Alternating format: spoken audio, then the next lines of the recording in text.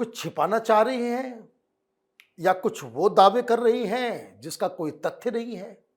जब आप कोई बात लिखते हैं तो ये पब्लिकेशन का ये हक है कि आप जो कुछ भी उनके पब्लिकेशन के द्वारा छाप रहे हैं उसकी तथ्यता, उसकी सच्चाई, उसकी हकीकत वो आपको स्थापित करना पड़ेगा।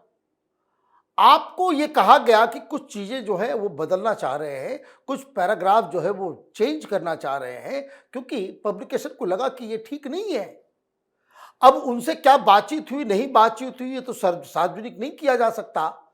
ये पेंगुइन की तरफ से ये कहा गया कि इसलिए हमने फिलहाल मना कर दिया, इन अ सेंस कि उन्होंने मना कर दिया कि वो ये जो बेसिक जो सिस्टम है किसी भी बुक के पर, अगर मैं चाहूँ कि एक बुक मैं पेंगुइन से छपवा लूँ और उसमें झूठ-झूठ बातें लिख दूँ, झूठ-झूठ दावे कर दूँ, वो छापेगा क्या? नहीं छापेगा। और अगर मैं कुछ दावे कर रहा हूं तो वो मांगेगा कि भाई ये प्रूफ दो। तो दिक्कत ये है कि सोनिया गांधी क्या छपवाना चाह रही थी, क्या छिपाना चाह रही थी।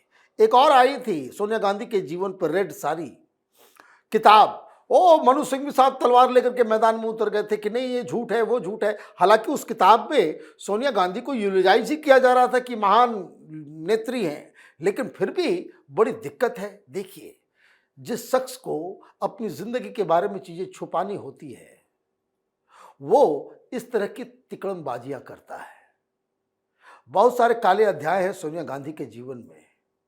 क्या वो सारी चीजें एक आत्मकथा में है क्या? आत्मकथा लिखना ये बच्चों का खेल नहीं है। आत्मकथा लिखने के लिए एक तो साहस चाहिए और अपनी कमियों को, अपनी गलतियों को, अपने दोषों को दुनिया के सामने रखने का मादा होना चाहिए।